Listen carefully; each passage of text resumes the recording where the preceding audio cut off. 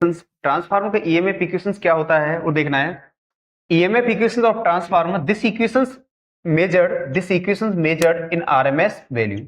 यह जो इक्वेशंस होता है आपका, ये आरएमएस वैल्यू मेजर किया जाता है। इट मींस जो ट्रांसफार्मर इंड्यूस्ड ईएमएफ होता है वो किस में मेजर किया जाता है? आरएमएस वैल्यू, इफेक्टिव वैल्यू में मेजर किया जाता है।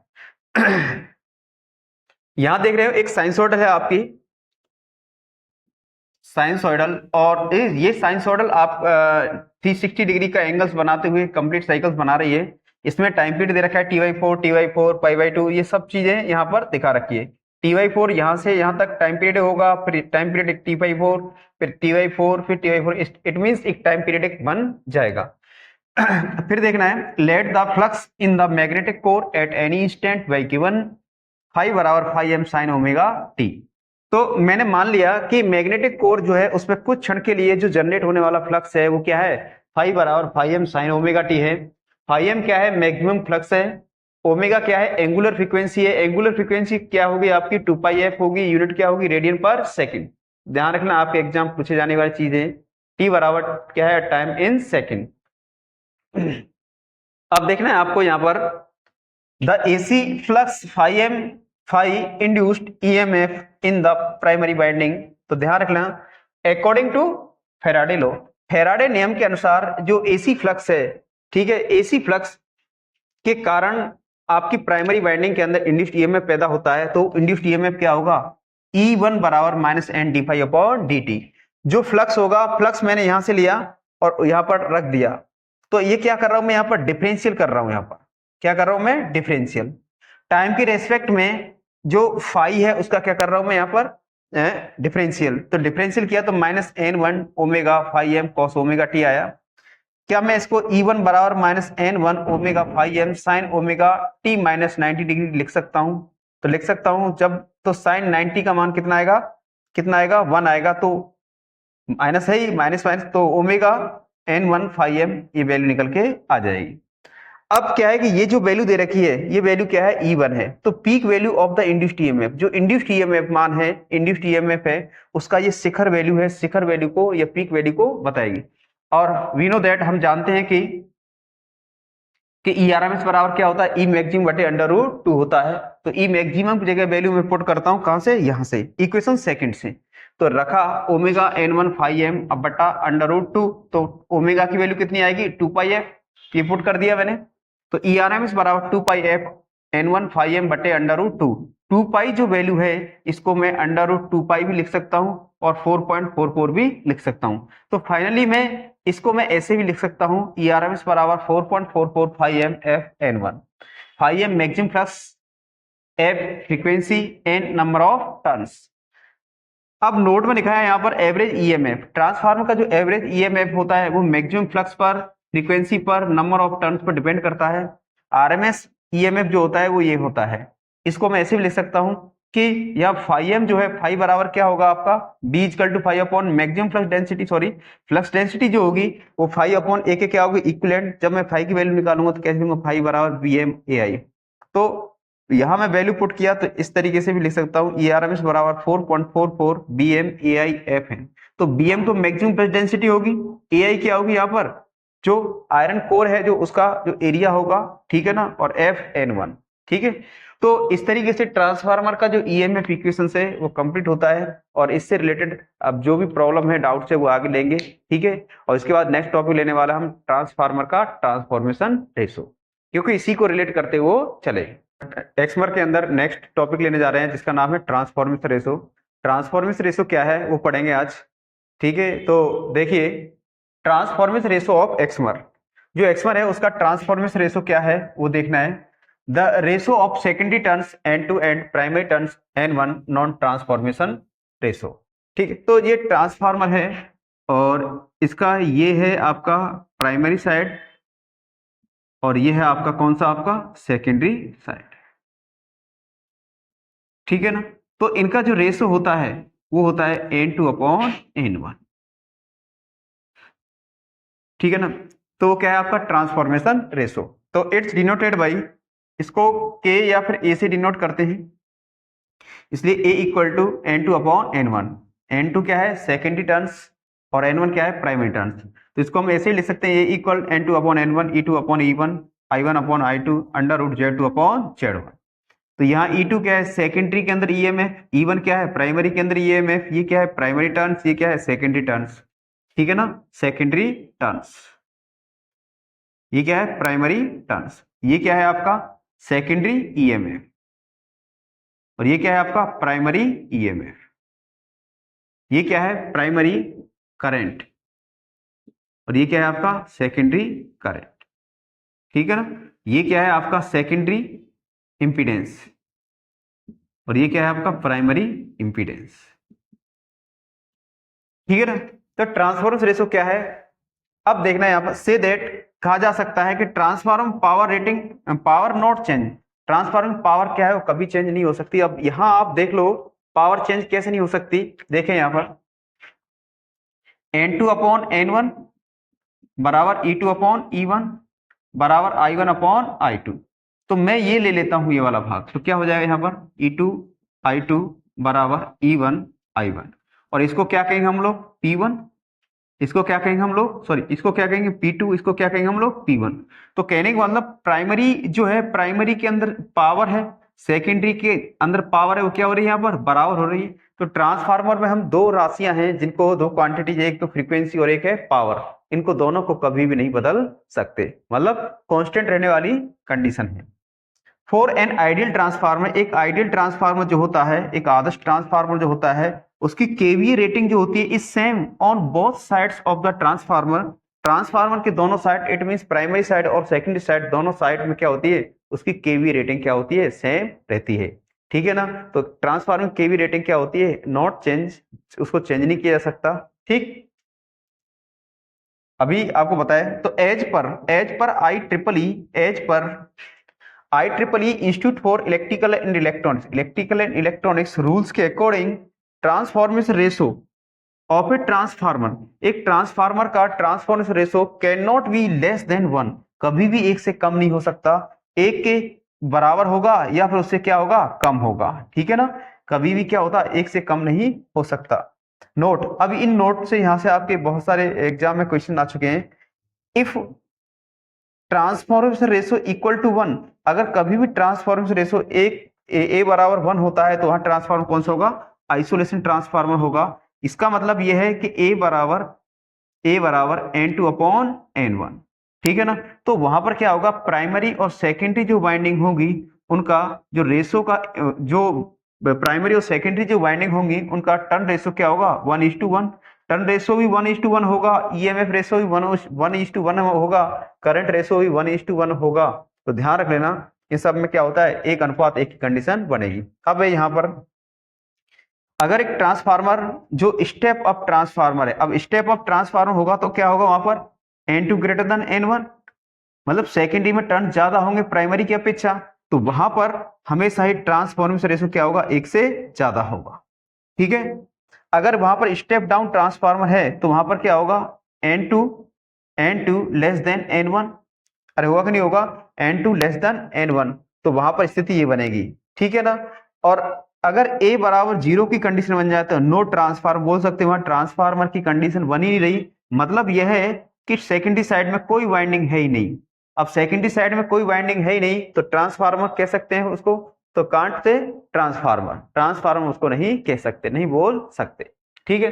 तो ट्रांसफॉर्मेशन रेशो ऑफ ट्रांसफार्मर का आपको मैंने थ्योरेटिकल बताया, अब इससे रिलेटेड प्रॉब्लम्स लेंगे, वो हम आगे तरफ बढ़ते हैं। देखिए ट्रांसफॉर्मेशन रेशो जो था उससे रिलेटेड प्रॉब्लम्स लेते हैं हम लोग, और ये प्रॉब्लम्स क्या हैं और कैसे क्वेश्चंस एग्जाम में आपके पूछे जाते हैं, तो देखना है। The value of turn per volt in a xmer is 8 if the primary voltage is 110 and the secondary voltage is 25 volt then the turn of primary and secondary will be। तो transformer जो है उसमें जो data दिया हुआ है देखें question के अकॉर्डिंग क्या है, the value of turn per volt, तो टर्न पर वोल्ट ये ले लिया, कितना है 8 है, ठीक है ना।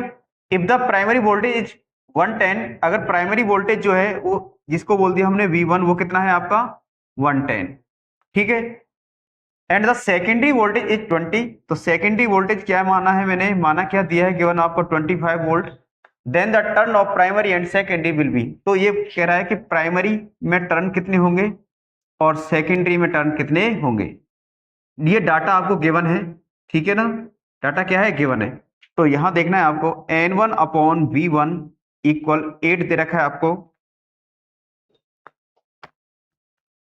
ठीक है ना। तो क्या दे रखा है, तो यहां से मैं कुछ कर सकता हूं कि अगर मैं इस इक्वेशन के अंदर फ्रॉम इक्वेशन फर्स्ट क्या किया मैंने, N1 अपॉन V1 की वैल्यू कितनी है 110 इक्वल 8, तो क्या N1 बराबर आ जाएगा ना आपका 880 टर्न्स।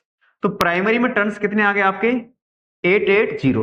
तो यहां आपका ऑप्शन देखना है कि प्राइमरी में टर्न्स क्या है, ये ऑप्शन है ही नहीं, इसमें नहीं है, ये भी नहीं है, तो आपके दो विकल्प हैं, उनमें से कौन हो सकता है। तो बस अब आप क्या कर सकते हो, N1 अपॉन N2, ठीक है ना, E1 अपॉन E2 या फिर V1 अपॉन V2 बोल सकते हैं अपन। तो N1 की वैल्यू कितनी है आपकी 880 है क्या, N2 की वैल्यू कितनी है आपकी नहीं पता, E1 अपॉन E2, तो E1 की वैल्यू कितनी है आपके पास में, E1 110, E2 की वैल्यू कितनी है 25।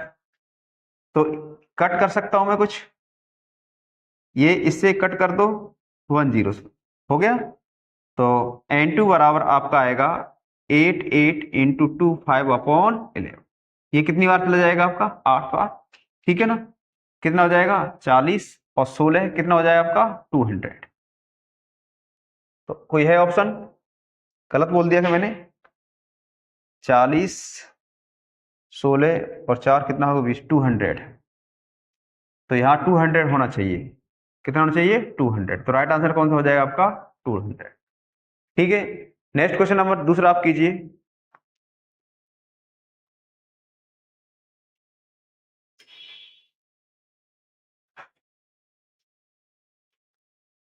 कीजिए, मैं टाइम दे रहा हूं आपको सिर्फ 1 मिनट। क्वेश्चन नंबर सेकंड और थर्ड को करना है आपको, कीजिए।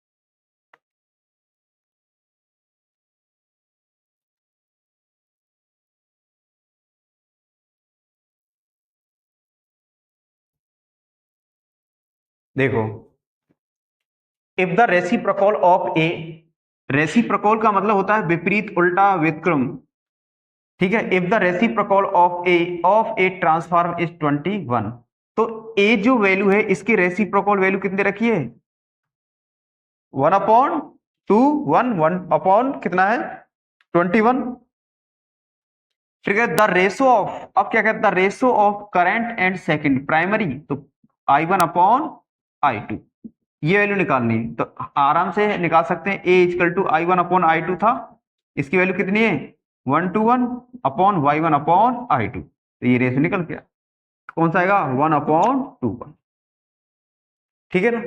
क्वेश्चन नंबर आपका second, if the voltage ratio of the transform is 130 1:330, then the ratio of the primary and secondary turn will be. तो जस्टिफाई करो, वोल्टेज का जो रेशो दे रखा है वो है V1 अपॉन V2 इक्वल कितना है 130, ठीक है।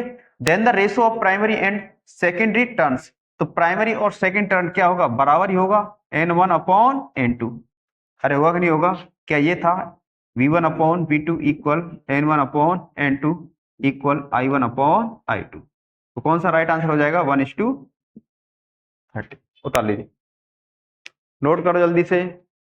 देखिए नेक्स्ट प्रॉब्लम लेते हैं हम, क्वेश्चन नंबर आपका फोर्थ है। देखिए, A expert has efficiency of 80% and works at 100 volt and 4 kilowatt. If the secondary voltage is 240 volt, find the primary current.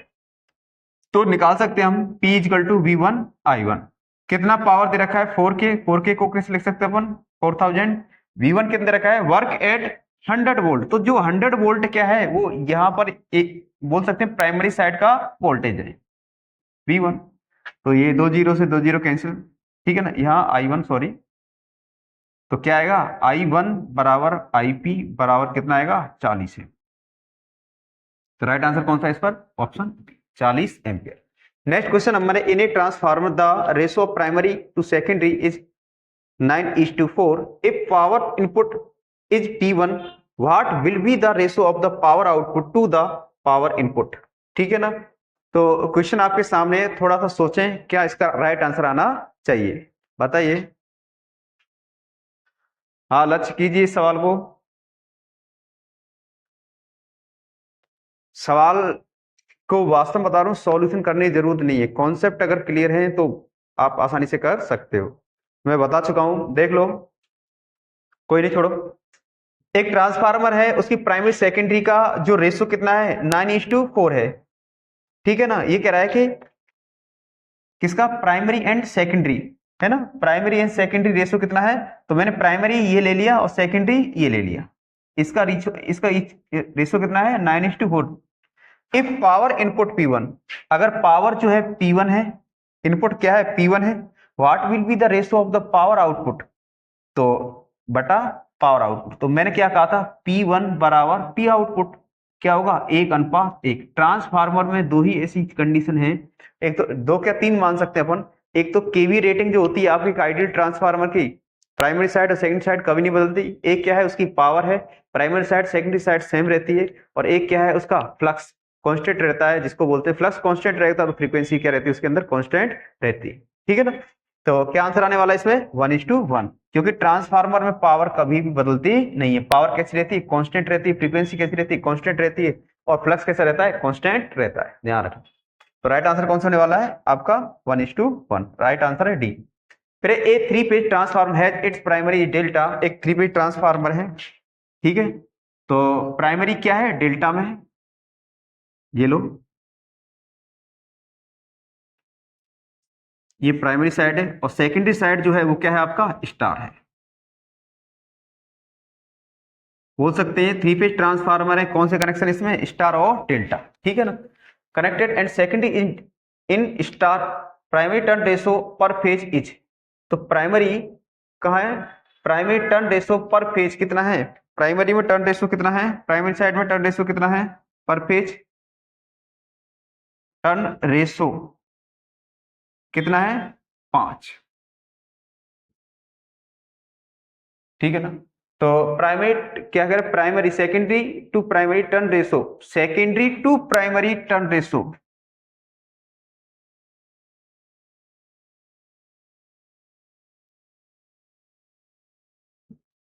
कितना है 5 है, ठीक है ना। What what would be the secondary voltage for primary voltage of 400 volt, तो यहाँ primary कितना दिया गया है 400 वोल्ट दिया। तो अब बताइए, अब यहाँ पर इधर साइड में कितना होगा, V2 का मान कितना होगा, तो बस निकाल सकते हैं हम आसानी से। वही आपका E1 बटा E2 बराबर N1 बटा N2। तब E1 का वैल्यू क्या आएगी, क्या आएगी E1 की वैल्यू, क्योंकि यहाँ पर ये क्या है आपका लाइन वोल्टेज, लाइन वोल्टेज किस बराबर होता है, फेज वोल्टेज के। तो कैसे लिखूंगा मैं यहाँ पर, √3 इंटू VPH अपॉन E2 बराबर, ठीक है ना, क्या हो जाएगा आपका 5। अरे भाई N1 अपॉन N2 का, हाँ N1 अपॉन N2, सॉरी यहाँ पर N1 अपॉन N2 की कंडीशन कितनी है 5। तो अब VPH का मान कितना है आपका, √3 इंटू 400 बटे E2 बराबर 5। क्या करना है मुझे, √3 अपॉन 400 अपॉन कितना 5 बराबर E2, निकाल सकता हूं कितना होगा 80। और 80 √3 80 मल्टीप्लाई करोगे तो वो आंसर आएगा, वो आपका होगा। तो यहाँ जो इनको मल्टीप्लाई करने पर लगभग आंसर कितना आएगा आपका 138 वोल्ट, नोट कर लो।